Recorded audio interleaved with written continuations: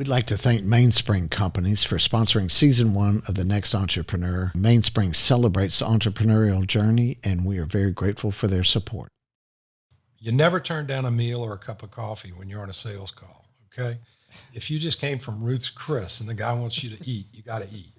So I sat down at the table, and he brings over a big old plate of mustard greens. And I can't tell you how much I hate mustard greens. I mean, they make me nauseous, like just looking at them. And, but I said, well, I ate some of the mustard greens and we talked and he said, and I was kind of coughing. He said, "Oh, you want something to drink?" And I said, "Yeah, that'd be great." So he goes over to the refrigerator and he pours a big old glass of buttermilk. Well, the only thing I hate worse than mustard greens is buttermilk.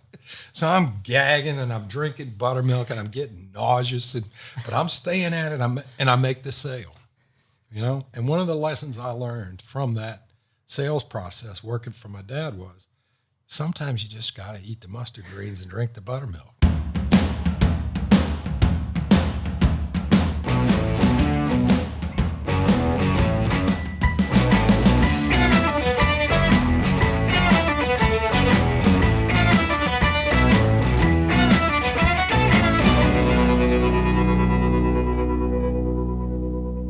Hello, and welcome to the Next Entrepreneur Podcast. I'm your host, Andrew McClendon. I'm here today with our producer, Daniel Sagona, and our guest, Kevin Coig. Kevin, welcome to the show. Glad to be here, Andrew. So, Kevin, I have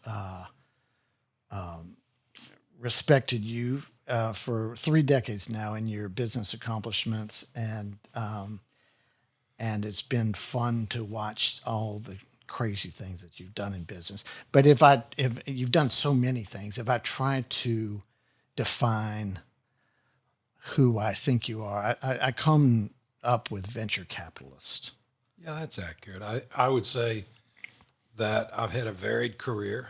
I've had known you for quite a while and watched your success with some admiration. And I've been in a lot of businesses. I come from a very entrepreneurial family. Both my father and my mother were serial entrepreneurs, and my brothers are entrepreneurial. My sisters are entrepreneurial, and it's sort of the family trait, I think. That. So yeah, so your father was big in business here in Baton Rouge, right? Well, he started out. He's from Boston originally, and after World War II, he had graduated in entomology. Was working in Washington, D.C. area, and a gentleman came and offered him a managerial role in the Deep South working for a new company by the name of Orkin Exterminating. So my father went to work for Otto Orkin back in the 40s, and he was assigned the territory of Louisiana, Texas, Mississippi, and was paid a percentage of the gross income. Worked there until 1964 when the company was bought out by Rollins. And to his credit, Mr. Orkin never changed his deal, so my dad was pretty successful in the pest control business. So when he sold out? When Mr. Orkin's family sold the company to the Rollinses, my dad was extremely highly paid. He was one of 3 or 4 gentlemen that ran territories that Old Man Orkin had set up a gross revenue deal with, and the buyers looked at it and said, we can probably pay the debt we're going to get for buying this business just off what these guys make if they no longer work here. So that was the end of his Orkin career. And he went on and he started his own pest control business, which was highly successful, and he operated here in New Orleans and Baton Rouge and Lafayette and as far afield as Phoenix, Arizona. So he was quite entrepreneurial. And so he lived to the ripe old age of 97, which is amazing. I'm hoping I have those good genes. Yeah. But my mom, who was also an entrepreneur, very entrepreneurial, she was started Asphodel Village, which was one of the first bed and breakfasts in the area, and had a gift shop and a restaurant, and highly accomplished at that business. As, she unfortunately died at 69, rushing around the house, getting ready to go to work at her business, and had a problem and passed away. So most of my family didn't have a choice. We just came by entrepreneurship naturally. It was just in the genes. Yeah, sure was. So, okay, so I started by describing you as a venture capitalist. So help us understand what is a venture capitalist? Well, there's a bunch of different levels to that. And so I can give you the broad picture. People talk about private equity. Those are guys that buy companies, break them up, grow them. Those are the big sharks in the tank. And then what I focused on in my career was early stage businesses, startups, primarily in the Gulf South, where you were looking at some folks and an idea and a new product, or maybe it was 3 or 4 years old and it achieved break even, but the potential was there for high growth. And so the financial model is you invest in the equity in a business, and 3, 4, 5, or 25 years later, you sell that equity and you make a return on your investment. And in that model, like most venture capital, there's a bunch of expressions. One is lemons ripen early, which means that if you make an investment, it's going to go bad. It generally goes bad pretty quickly. Oh, wow. So you have to deal with failure. I think one of the attributes you have to have is you can't be fearful of failure. You have to be cognizant of it. You have to pay attention to the elements that cause failure. But if you're in the venture capital business and you have 10 portfolio companies, you pretty much know that 4 of them you're going to lose all your money. The other 4, you might make a little bit, lose a little bit. It's kind of a floating in the water kind of situation. So all of the returns that you make for yourself and your investors comes from 1 or 2 companies out of 10. And so what you're shooting for in every instance is a 10 times return on your money in a 3 to 5 year window for the section of the venture capital business that I was in. And so in making that investment, you also have a voice in the company, right? I mean, you, as an equity holder, you're... and a lot of people get hung up on the 51%. I won't sell 51% of my company. Well, fair enough. If that's your number one thing, chances are that's not the way we're going to analyze it anyway. Where we're going to analyze it is at the amount of money that we put in, what does a company have to be worth in 5 years for us on the percentage we end up with to get, 10 times return. So in terms of control, there are positive controls where you do own a controlling interest in a company, and we've done that before, but there are a lot more negative controls. The entrepreneur can't do this or can't do that without permission of you as an individual shareholder. And we generally sit on the board. A lot of times I'll sit as the chairman of the board of a company or at a board level anyway. And in our history at Source Capital, we've also found ideas that we developed ourselves, and some of the most successful businesses we've had, we did the actual startup. We put in place all of the people. I might have served as CEO for a period of time during the startup. Other employees of Source would have stepped into certain roles, and we would have developed a management team, and then that management team would take the business forward. So there are all kinds of models. Yeah, it seems like there's a lot of different ways that you can do that. And you've done a lot of these. We've done all of them. Yeah. We've done a lot of failures. Let me start with that. And hopefully you learn not to make the same mistake twice, but sometimes you do. So right now you are still CEO of Source Capital, and you are currently chairman of the board of PreSonus Audio Electronics. Right. And you're a recent past president of West Feliciana Parish. Right. And that was all part of my retirement plan in a way. I started out in Source Capital when it was called Louisiana Seed Capital. And we sort of had a philosophy that said, we want to do well for ourselves by doing good for our community and our surrounding areas. And I was very privileged to have a wonderful board. Source Capital started as an outgrowth of the Baton Rouge Chamber, who put together 14 community leaders and said, we need a venture capital fund here because there's not enough entrepreneurial startup capital. And they had this wonderful concept under then Chamber exec Bill Little. You'll remember Bill Little, a real hard charging guy. And he put together some of the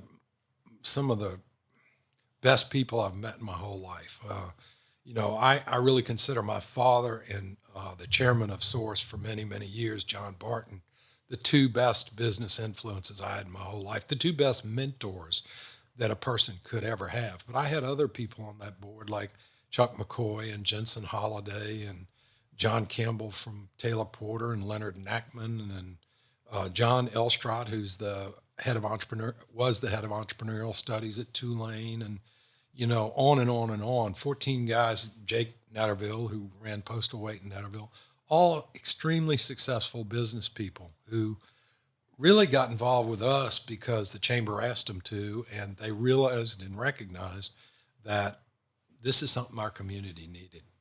So we had a philosophy that we wanted to do well for ourselves. And one of the early conversations I had with the board when they hired me on a 90-day contract to help develop a plan, here we are 30-something years later, and I'm still on the payroll.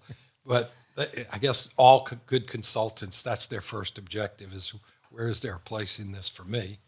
But their original concept was, let's put this group together and let's go find an experienced venture capitalist who will come to Louisiana and go to work for us and raise money and invest. And I think the light went off in their eyes when at one of the first board meetings we had, I basically said, guys, if I get it right, that's what you want me to do. Go find somebody who'll come down here, go to work for you, raise money, and get us in the venture capital business.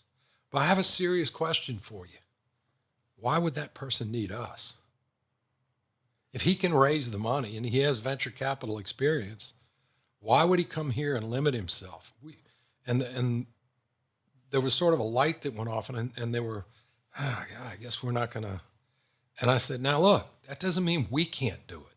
It's going to be hard. It's going to be difficult. We're going to have to overcome the fact that nobody in the room has any institutional investing experience in this field. I'm the closest we have because I'd started up some companies. I'd helped raise money for other companies.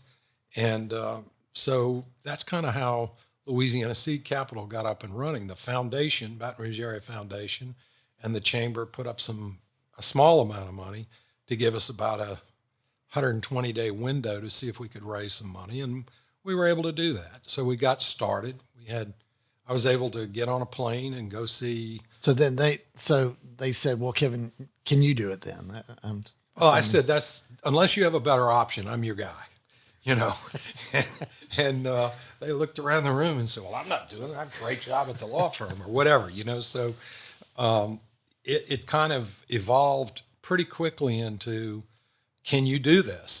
And my friends will tell you that I never lack confidence. So obviously I told them, yes, I can do this. At what level, I don't know, but, I wrote a business plan. They reviewed it. They approved it. I went out and raised some money. We got started small. I think we had maybe $5 million when we first got started. And then we grew that a little bit. So look, let's back up a second, because you got in that position for you to even have a seat at the table by your previous experience, right? So let's back up a little bit. You in college in Georgetown. I was at Georgetown. I was my last year in college. I had a child, and my father told me when I got married. He says, "Oh, you're married now?" And I said, "Yeah." He says, "Well, I'm paying your tuition. Everything else is yours, your responsibility." So I went, "Oh, okay." that's different, you know. So I got a job and I was working a 40-hour week at the Marriott Key Bridge in Washington, D.C., and going to Georgetown and taking 21 hours a semester so I could get done quicker. And then I had a child and I came back and I went to work for my dad in the pest control business. And I was there for a couple of 3 years. And about half, when I got back, I was assigned as the commercial night pest control guy. So I would go out and do restaurants and hotels from, 10 o'clock at night till 4 in the morning because I was the new guy. It's great training. But I remember thinking, I don't think Georgetown degree and a night pest control guy really go together. I don't think I can stay at this very long. So I talked him into letting me go be a salesman. I was a pretty decent salesman, always been a pretty good salesman. And I learned an awful lot about sales there. I'll tell you one quick sales story. Sure. My dad always said, when you go out on a complaint, try to sell them something else when you fix the complaint, which is great. I mean, people really need to learn that. So I went out to, I think it was Napoleonville on a call, and the guy says, "Hey, can you check for termites?" And I said, "Sure." And I went under, and they had termites. It wasn't making something up. So I graphed it out and went inside to make a pitch. And the guy goes, "You want some lunch?" You never turn down a meal or a cup of coffee when you're on a sales call, okay? If you just came from Ruth's Chris and the guy wants you to eat, you got to eat. So I sat down at the table, and he brings over a big old plate of mustard greens. And I can't tell you how much I hate mustard greens. I mean, they make me nauseous, like just looking at them. And but I said, well, I ate some of the mustard greens and we talked, and he says, and I was kind of coughing. He said, "Hey, you want something to drink?" And I said, "Yeah, that'd be great." So he goes over to the refrigerator and he pours a big old glass of buttermilk. Well, the only thing I hate worse than mustard greens is buttermilk. So I'm gagging and I'm drinking buttermilk and I'm getting nauseous, but I'm staying at it, and I make the sale, And one of the lessons I learned from that sales process working for my dad was, sometimes you just got to eat the mustard greens and drink the buttermilk, to get to the next step. Anyway, so I worked there for 2 or 3 years, and then my dad had a horrible accident, and he was laid up for like 5 or 6 months, broke his hip, almost died. Oh, wow. And so I stepped up and I was running the business for 6 months. And then as soon as he got out of the out of trouble from the accident, he had gallbladder surgery. So that's another 8 weeks or 9 weeks. And so I ran the business for almost a year. And, no disrespect to my father, but we were more profitable. We were growing faster. And, he had kind of gotten comfortable, and I wasn't comfortable at all. I was, hard charging. So, Now, how old were you at this point? oh, I was 23, maybe 24, maybe 23, 24. I don't remember exactly. Anyway, he comes back and he says, "Okay, well, you did a great job, and now you're going to be the sales manager." And I said, "Okay." And I did that for about a month, and I said, "You know what? I can't do this. I've been the boss. I don't want to work for him anymore. I love my dad, but we see things differently, and he was a P&L guy and I'm a balance sheet guy. I'm more interested in how it all fits together financially and so forth." So a friend of mine was at a soccer practice one day. He said, "Man, what are you doing?" I said, "I'm kind of looking around." And he said, "Well, the state's looking for economic developers." Well, I had a real estate license at the time. I was doing a lot of different stuff. I sold a little real estate. I bought apartments and, for my family. And so I had a lot going on, but I had a real estate license that I'd had for a couple of years. And he says, "Yeah, you got that license. That qualifies you to work in economic development." So I went and took a civil service test, and I passed the test with, flying colors. And then I got hired as an economic development specialist 3. Well, I took an enormous pay cut to do that, but it was something new. It was challenging. And so I was working in the Office of Commerce and Industry, and I was the lowest level professional. Well, long story short, about 2 years later, I was the assistant secretary running that office. And I had been in charge of financial incentives.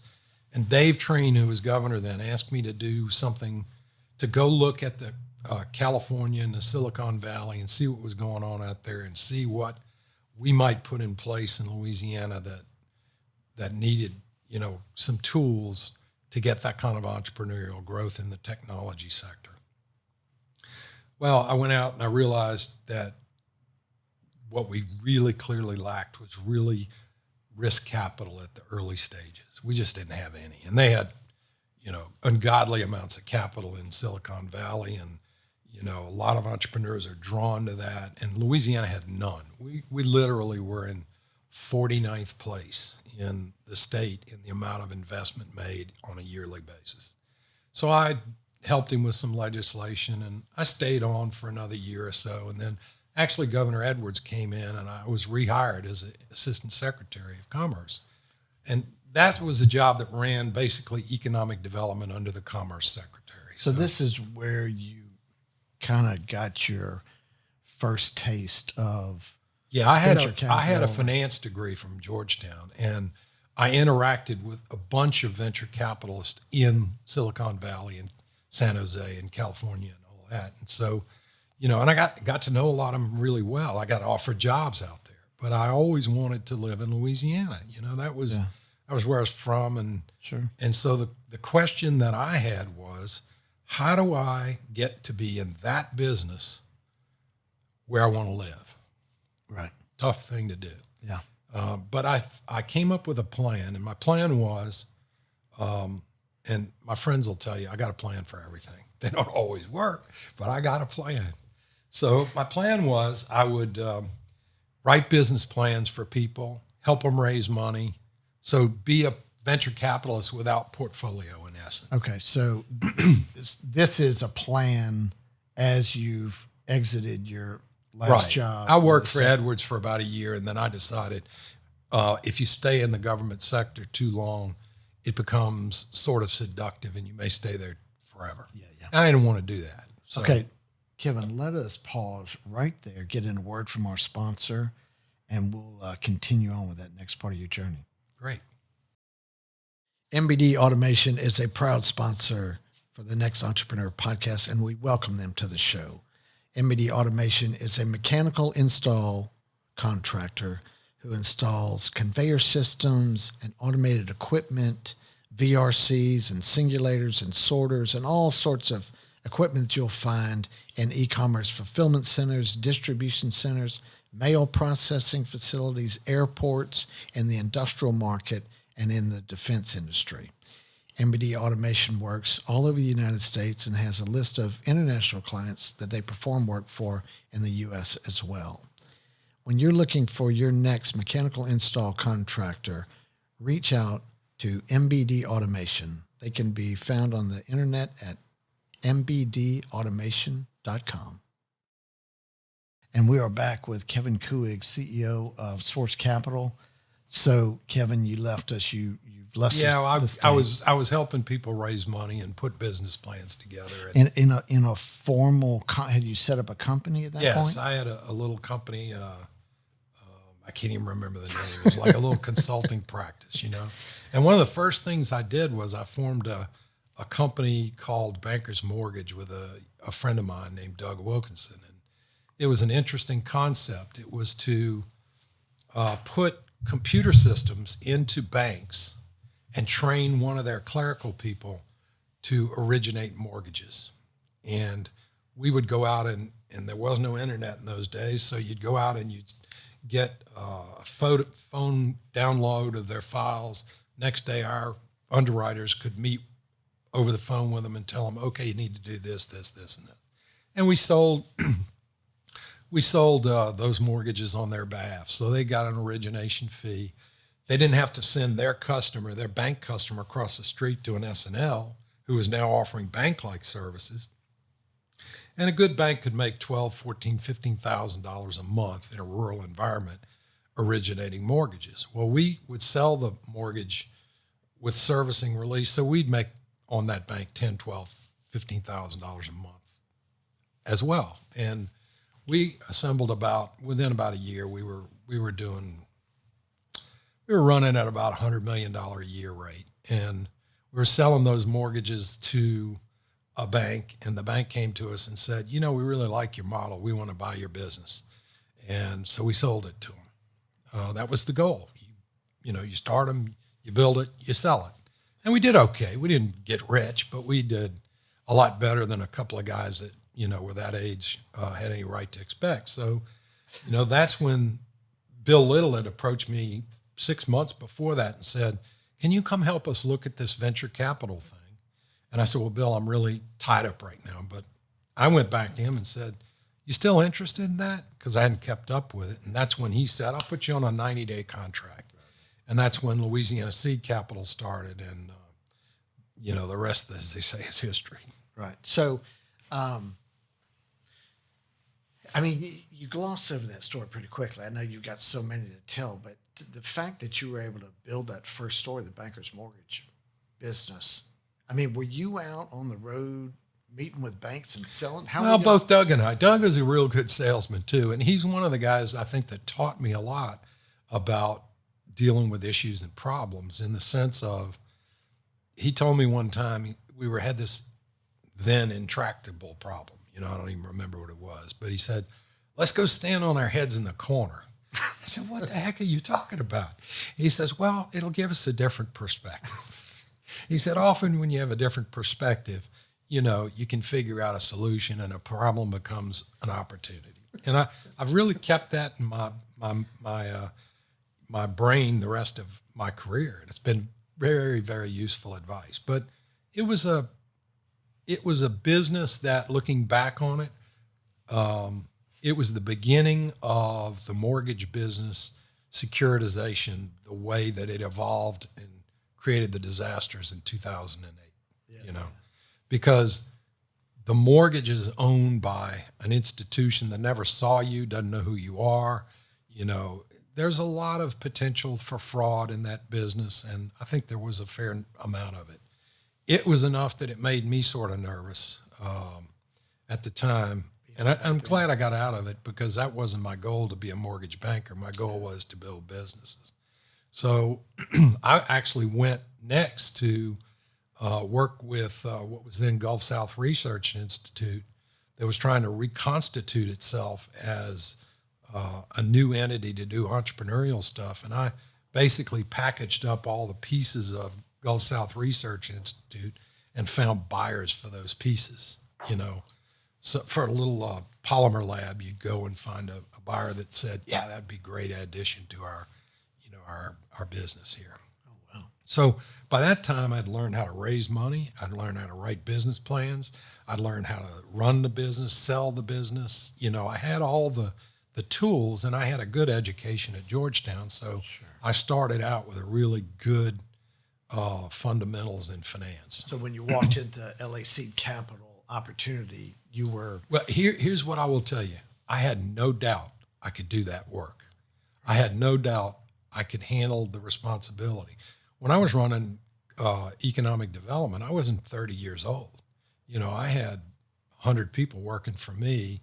They were all professionals and very good people and real strong. And I dealt with CEOs from the major Fortune 500 companies.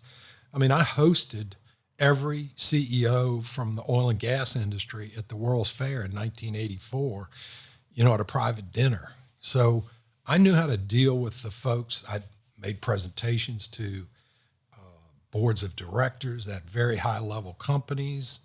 I had all of the experience that was necessary, except I'd never been in that business. And so now you got to go talk people into, letting you invest their money. Well, I had a track record. I said, look, this is what we did with, one of these companies I was involved in. This is the sales process. And there were some advantages the state gave us at the time too that were pretty important. So how did Source Capital come out of Louisiana Seed? Just changed the name. And we changed the name because Louisiana Seed was strictly focused on startup companies. Right. And after a year or two of operating, I came to realize that Louisiana needed that kind of capital, seed capital, early stage equity, but it had a greater need for what I've termed mezzanine capital. And that's on the balance sheet between equity and senior debt, the space for capital that's high cost and or guaranteed, and it's not debt and it's not equity. So we started a company called First Bid Co., and I recruited a guy to come in and help run that business. We raised money for that business, and we started doing both mezzanine loans and SBA loans. That was called First Bid Co. And I think in a couple of years, we were the largest SBA lender in Louisiana and the Gulf South. So it was clearly a need defined by the marketplace.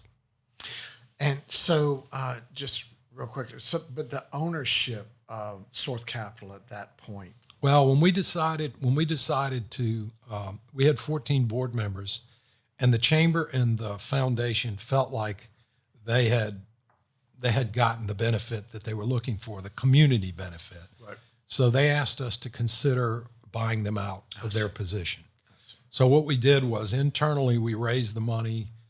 We got an external valuation done by Black Chaff down in New Orleans, and I think an $85,000 investment made by the chamber, we returned 2 or 3 years later $1.3 million, something like that. Really nice return. Oh, that's beautiful. And frankly, one of the things I'm really proud of is anyone who's ever invested in Source Capital for any period of time has gotten a greater than 30% internal rate of return year on year for the entire time of their investment. That's stunning. Yeah, it's pretty good return. So let's talk about Source Capital's history and of investing. You've had some amazing stories. We failed an awful lot. We have, and we're not afraid of failure. But over the period of time between First Bid Co., Source Capital, we've done about 115 investments in companies external to the company. And then we've founded and funded 4 or 5 companies that are still operating today, one of which, Resource Environmental Solutions, is now owned by KRK out of New York, and I think they're the largest mitigation company in the world. And I was a founding CEO of a company called Enhanced Capital Partners. They're still in operation in multiple states around the country. We've had partnerships that we managed, one called the Louisiana Seed Capital Fund, and that partnership invested in some successful companies like U.S. agencies and some others that provided pretty outstanding returns. And we learned a lot from both the things that worked, but more from the things that didn't work. And for the entrepreneurs out there in the viewing this, I will tell you that the single most important aspect of a business is the quality of its management. And the quality of its management, in the way I look at it now and the way I looked at it then, is subtly different. One of the things that I was hopeful we would find is that people could learn in a startup about an industry. I don't think so. I think if you're going to go into a business, you need to have spent some time there as an employee or in some form or fashion. There have been some notable examples of guys who went into whole new industries. Guys that founded PreSonus were, one of them was working at Exxon and one of them was working on sonar equipment. But they had expertise that, just beyond the pale in terms of the technical side of that business. So, but that's one of the things that entrepreneurs need to present themselves to be successful is, have you got some relevant experience? So why don't you walk us through PreSonus, and there's maybe 1 or 2 others we could ask you about as well. Okay. So you just mentioned these 2 guys. Well, this was in 1994, I believe, and these fellows brought. Actually, a fellow named John Bateman called me and said, "Hey, would you visit with my nephew Jim Odom?" And I said, "Sure." We were looking for opportunities all the time. So Jim came to see me with his partner Brian Smith, and they were two young guys. I think I was in my 30s and they were in their 20s, and they had created a digital signal processor for the music industry, and it was a very interesting concept because basically the music industry at that time was an analog business. Now, were they musicians? Well, Jim Odom was coming out of high school, the jazz guitarist of the year, and went to the Berklee School of Music. And then Jim was his father was an entrepreneur, founded Odom Hydrographics, and but Jim was a musician par excellence, and you can still go see him play. But Brian was a pure engineer, and they were buddies. And but Jim had been to the Berklee School of Music. Then he was a guitarist for Louisiana LaRue, if you remember that group, and very successful guitar player. Went to Hollywood, was writing some music for the movies and other things, and then realized, I don't think I want to raise my family here, and got a lot of family, the Bentons and the Odoms in Baton Rouge, where they're all one big family. So he moved back, and he got his electrical engineering degree from LSU. And then he was designing sonar equipment for his father's company that his grandfather had formed. So Jim had that experience, and they came with this product, and it basically took analog processes for signal processing for the music business and converted them to digital processes. Oh, wow. Very interesting concept. And they needed some money to go market this product at a trade show called NAMM. And so we put a little bit of money in, not a lot. And, yeah, I mean, when these guys are coming in and presenting this to you, I mean, is this, I mean, how do you even process, like, what is the market for this? And do I even understand what they're doing? And how much of it is, it sounds good. Oh, you want the secrets now. Well, there aren't any secrets, okay? You analyze markets the hard way. You look up data. You try to find information. You really are evaluating the people as much as the ideas, because one of the things I did learn over the years is that the original idea is rarely the idea that you end up at the finish line with. Yeah. And you know that from your business experience. Sure. So Jim, we went out to the trade show and had a little 10 by 10 booth, with a cardboard front and pretty, looking back, pretty shabby, but it was a nice product. And we came back and all excited because people just thought these guys were wonderful. And I had gone to the show basically to see, what people were thinking. So after a month or so, I realized we didn't get any sales. We weren't selling anything. Well, while these guys were selling, I was walking around the show and looking at all the competitive signal processing products, which I barely understood what that meant. Right. But I did notice one thing. Ours had buttons that drove little screens, and everybody else's products had knobs everywhere. And so we had this conversation about maybe we don't have enough knobs, So we actually took that product and roughly made it into a digital product, an analog product, and put knobs all over it. And I think we sold the last one about a year ago. Literally. It was an unbelievable product.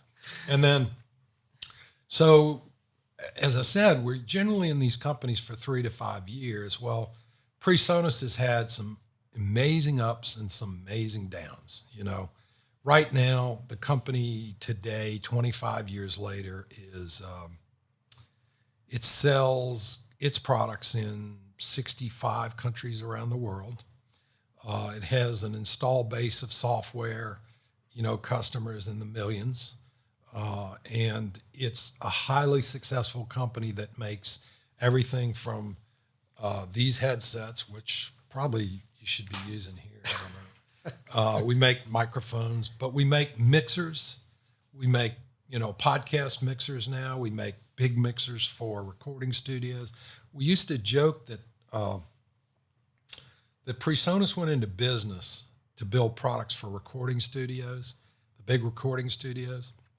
And what we built instead was products that put them out of business. Yeah, that's fascinating. Because a recording studio in the day that PreSonus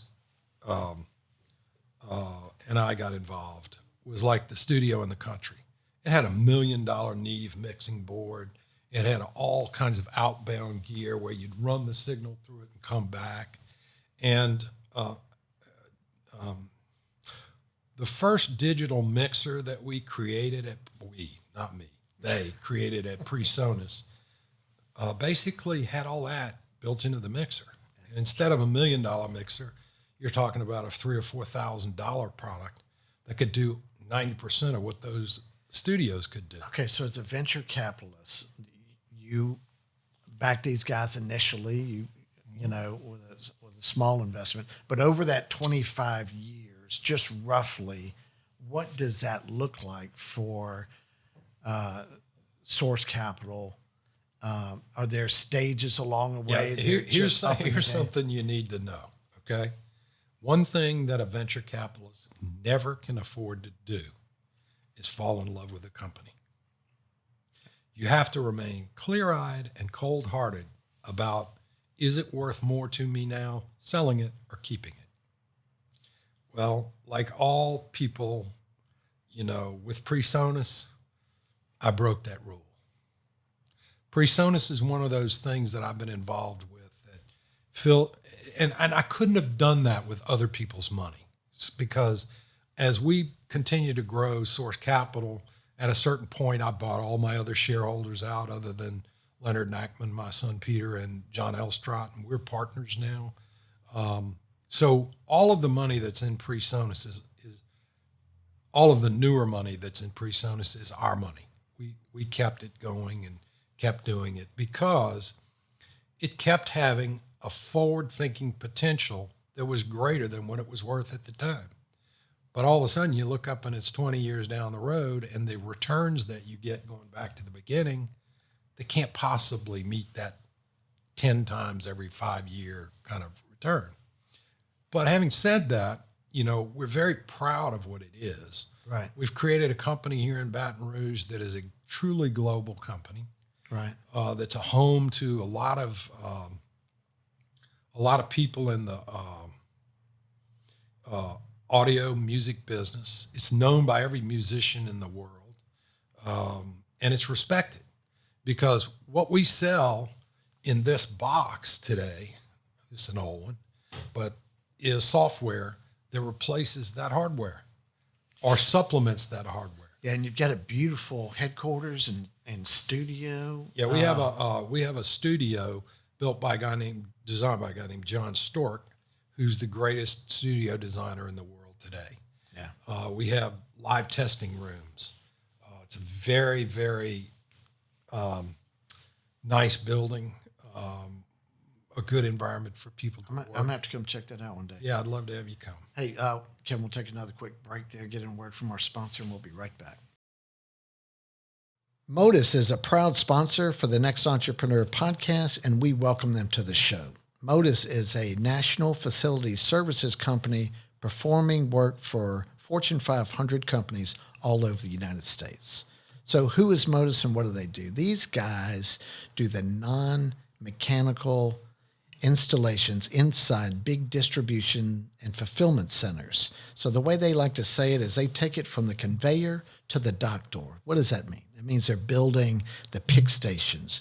They're doing all the cabling for all of the electronic equipment. They're putting in bollards and barricades and signage and tape on the floor.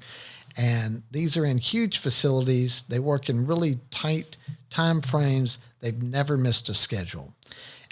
So if you need help with your facility services in your distribution facilities, reach out to Modus. Modus can be found at modusmoves.com. And we are back with Kevin Kuig, CEO of Source Capital. We've wrapped up a story of your 25-year love affair with PreSonus, right, and turned it into an global firm. And something we're all proud of here in Baton Rouge for sure. So tell us about a few more of your. Well, in the music business, for example, we've been investors in things that like people might go, what? Tipitinas down in New Orleans. A friend of mine bought Tipitinas and asked us to join him with that. And so we were involved in that for 3 or 4 years. And we had a casino approach us because they knew we were in Tipitinas. And we started a venue called Sogo Live in downtown that was open for 3 or 4 years. So we've dipped our toe in the entertainment business a little bit. My oldest son, who's also my partner at Source and the president of Source today, is in England right now because he's serving as the chief financial officer of the Wycombe Wanderers Football Club, which is in League One. He's an enormous soccer player, played in college, was a very good soccer player. Just went into the Catholic High Hall of Fame as a soccer player last summer. Now, Peter. Peter, yeah. wow. So, and my brother, Rob, who's a lawyer out of New Orleans, used to own the Zephyrs. He decided to buy this soccer club in England. That's an exciting thing for all of us who are huge soccer fans. Now, did just Peter move there, or is Rob there as well? No, Rob is living in New Orleans in St. Francisville. Peter's there every day, and it's a great. Peter was the president of Resource Environmental Solutions, as well as when he left. When we sold that from Source, Pete jokes that I've sold him twice, once with First Bidco and once with Res, and kind of a hard edge to that joke, but because there's truth to it. But he's such a talented young man, that people who buy a company don't want to let some of the best people go. Anyway, he's gone over to be the CFO for Rob and to run the club from the business side, and he's quite excited. So that's a Kuig family in entrepreneurial endeavor, not so much out of Source Capital. Oh, it's not. It's got very little to do with my side of the family, other than Peter's there as an investor and a manager, and so forth. But if you look at the different types of businesses that Source Capital has invested in, you've mentioned personas, you've mentioned music venues, you've mentioned U.S. agencies. U.S. agencies was a pretty standard venture investment. It was a startup insurance company. It had about 11 or 12 really serious investors in it. Served on the board there. My involvement was right up till near the end. My involvement was to go to board meetings and help make decisions and formulate policy. And then near the end, I ended up being named the chairman of the sellers committee. So I was charged with working with the bankers to find the buyers and work through the buyers and arrive at the right price and so forth and so on. And if I remember reading about that years ago, that was like a $200 million That's correct. sale. $200 million cash sale. It was a very good sale for the people who founded U.S. agencies. Yeah. It sure was. That's a great deal. So there's insurance there. You had the environmental remediation, or the, that was one I'm really, really proud of because we started Res. which Res is a Resource Environmental Solutions. And what we did, and they still do, is we would acquire properties that used to be wetlands that were now primarily in agriculture. Some of them were fallow. And we would go in and do the hydrological, and we would plant the trees. And we would restore that wetlands to a true wetlands. And then we would set up a long-term trust to pay the expenses and to maintain it. And it's a wonderful business because what it allows the mitigation company to do is to develop credits, which it can then sell to people who, when they're developing a road or a pipeline or a building or something, impact wetlands, which is no longer permitted in the U.S. So it's a great business. They planted millions and millions and millions of trees, and it's something I'm just really proud of. Yeah, that's cool.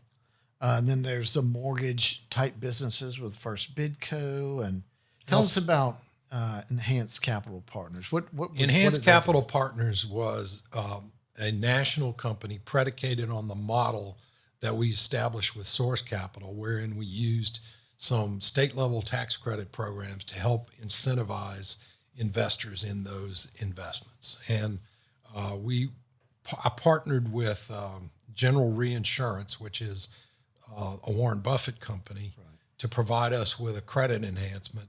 And So from an insurance company's investment standpoint, they were able to use the guarantee of General Re, the tax credits, to have an investment that the regulators would permit them to make that allowed us to take a significant portion of that capital and make fairly risky investments, but where they were rated AAA, so the insurance company didn't have to offset that investment the way they might with a riskier investment in their portfolio. And that was something that I helped to create back in those days. I think it was in the 90s at some point.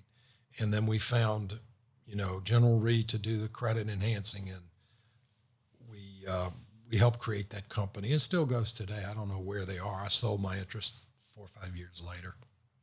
One of the reasons I never wanted to be in the national market for the venture business and the private equity businesses, and I don't mean this to disparage anyone, but they have a different view of life than I do. I like doing well by doing good, and the model that most of the national investment companies use is you only measure return on investment. Only money matters. And I just don't feel that way. So, well, you actually started to talk about that earlier in the podcast when we had briefly mentioned your stint as parish president for West Feliciana Parish. right. And I think you were leading into that was kind of one example of you giving back or doing good. And I was curious, you were there as parish president for, was it 6 years? 5 years. 5 years. Right. And in that time, you did a couple of really interesting things. I think you bought a business savvy that maybe was new to the parish, but certainly in that role. But I read where you had renegotiated a deal with the Louisiana Tax Commission for the energy nuclear power plant taxes, which tell us about that story. Well, it's an interesting story because there were three reasons that I really wanted to run for parish president. I was going through a 4 or 5 year cycle with my business where I was looking to retire. So, but in the venture business, that means you can't throw the keys on the table. You got to say, guys, we need to sell this business. We need to find a new home for this. And it takes a while. So I was going through that process. And as I got near the end of that process, down to 1 or 2 companies, I wanted to do something to help other people and to help my community. I grew up in St. Francisville, basically. And, and so they were going through a plan of government change from the old police jury to a parish president and council. And that was going to be contentious. And so I wanted to make sure we had somebody who could make that transition as least painful as possible. That was one of my goals. The other was when I was back in economic development was the time when Entergy, then Gulf States, was building the nuclear power plant. And I mentioned earlier, I was the head of financial incentives for the state. And one of the things I did was sign the 10-year tax exemption for the nuclear power plant in West Feliciana, which I believe was a great deal for West Feliciana and for Entergy. When I started studying the notion of running the parish, running for office to run the parish, I realized there was something really wildly wrong with the way the tax system was applying the valuation at Entergy. I didn't know what it was, and I knew I'd have to get neck deep in the numbers.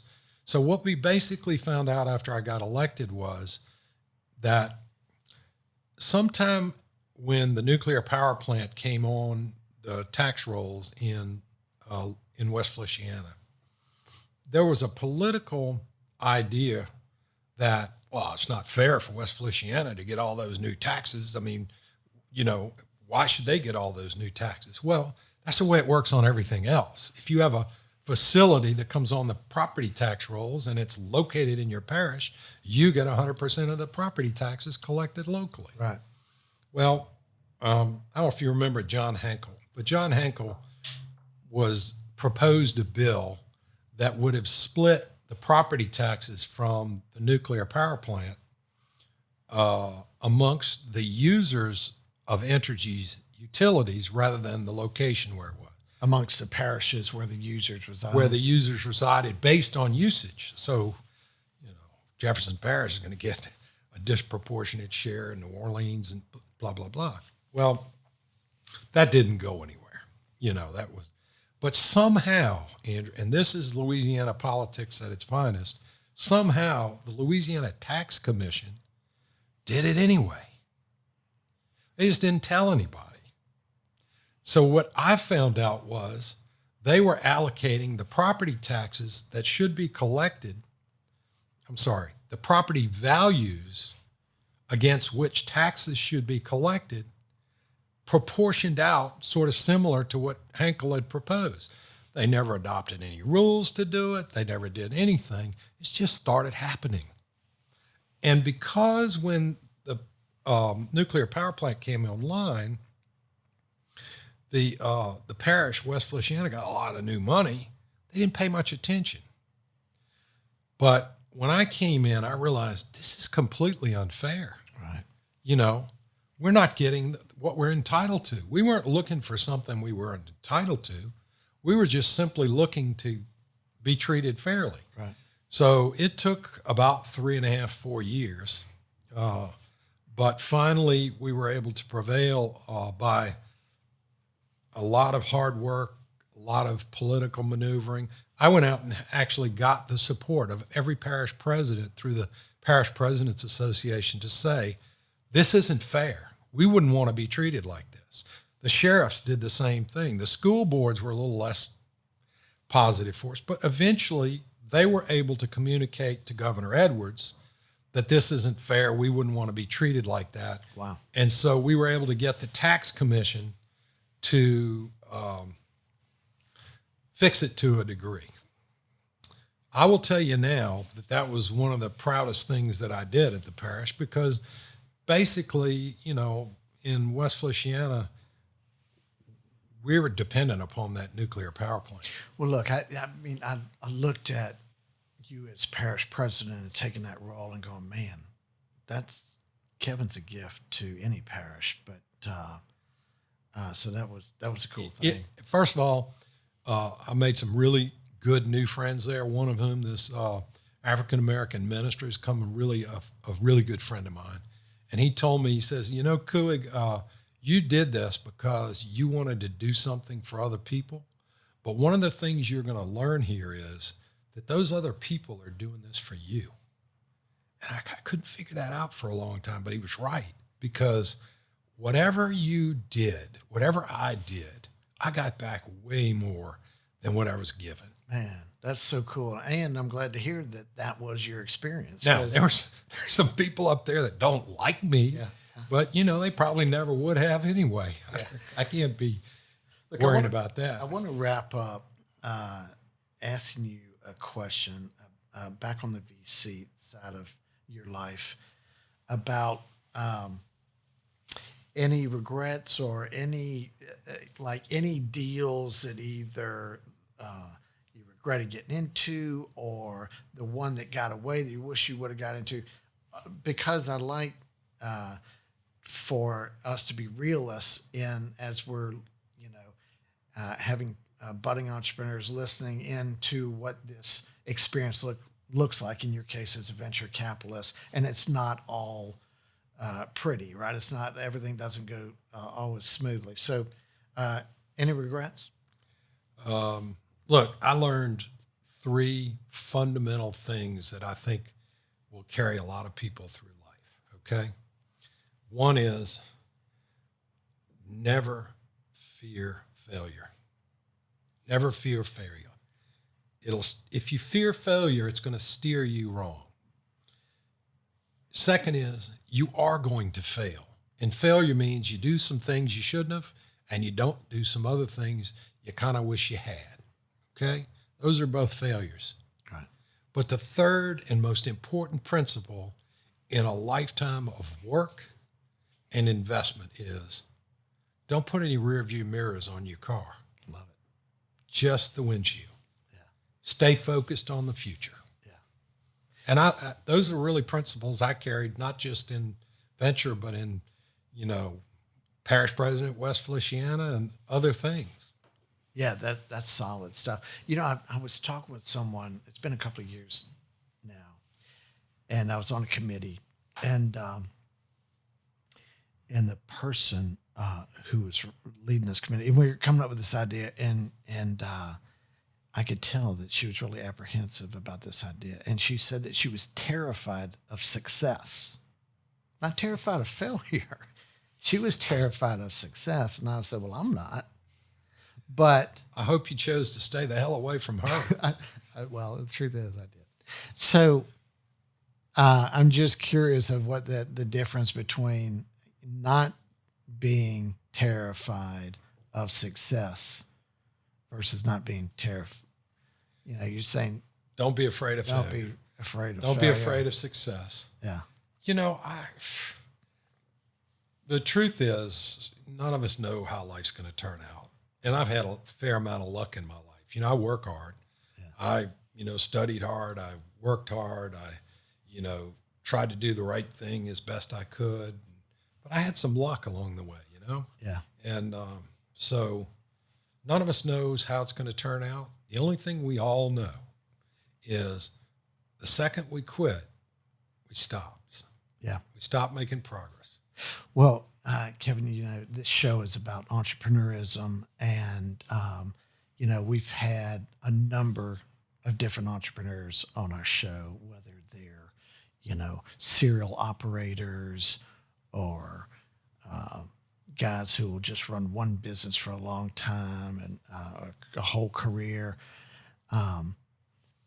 But I think you set the record here for the number of different businesses that you've been in. Let me finish with one thing, because I've literally met with thousands of entrepreneurs in the last 35, 40 years, okay? And they all come in and they're all nervous, and they make, they're ready to make a presentation and blah, blah, blah. And they, and a lot of times I will tell them, I don't think you should do that. You should quit right now. And the ones that say, "Oh, okay," and go away, they weren't going to make it. They weren't going to make it. The ones that go, "What do you mean? It's a great idea." I said, "I'm only telling you that because if I can convince you to stop now, you're going to stop sooner or later anyway, and you're never going to make it. But if you believe in yourself and you keep fighting through this and you recognize you're going to have to stand in a corner on your head and look for a problem and make it an opportunity, you might make it." Yeah. And you might not. But Yeah.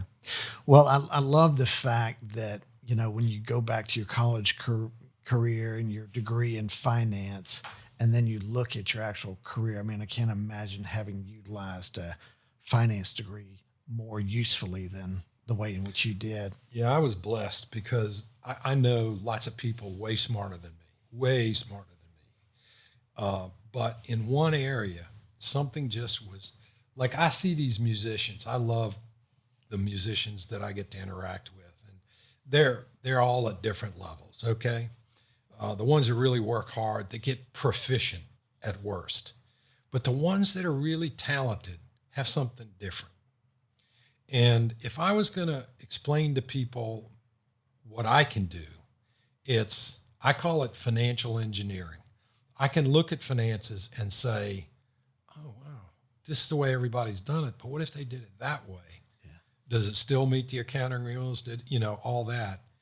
And that just came with the package, Yeah. I don't know how that happened. Well, it seems like it was in your DNA.